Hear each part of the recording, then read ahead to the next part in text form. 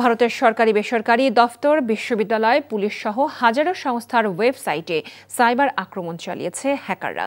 বাংলাদেশের ওয়েবসাইটে সাম্প্রতিক হামলার প্রতিবাদে পাল্টা আক্রমণ হয়েছে বলে নিশ্চিত করেছে হ্যাকাররা। ভারতের একাধিক ওয়েবসাইটে আক্রমণ চালিয়ে তা ডাউন করে দেওয়া হয়। এ সময় সেসব website hacked by Sheikh Hasina নামক ব্যানার ঝুলিয়ে দেয় হ্যাকারের দল। হ্যাক হওয়া ওয়েবসাইটগুলোর মধ্যে রয়েছে ভারতের হরিয়ানা প্রদেশের বিধানসভার সরকারি ওয়েবসাইট। এছাড়াও সরকারি বেসরকারি বিভিন্ন শিক্ষা প্রতিষ্ঠানের ওয়েবসাইটও আক্রমণের শিকার হয়েছে।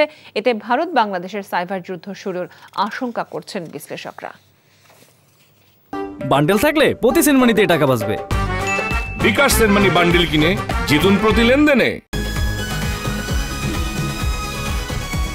ওটা তো ওরা আসলেই জানতে পারবো, তাই না?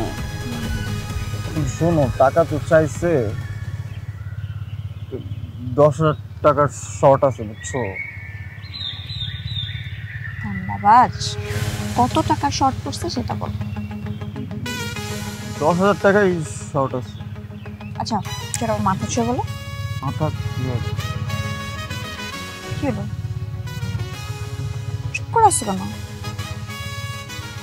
ভণ্ডামি, টাউটামি, জায়গা পাও না তুমি? তুমি কি জীবনে ভালো হবে না?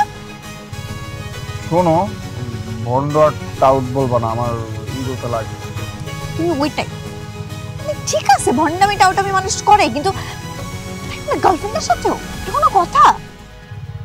দেখো মিমি, আমি আগের থেকে অনেক লক্ষ্য হয়ে গেছি, ভালো হয়ে গেছি। পুরোপুরি হইতে পারি নাই, অর্ধেক ভালো তো 50% ভালো হয়ে গেছে। আগে যদি হইতো আমি তোমার থেকে 20,000 টাকা চাইতাম। চুপ।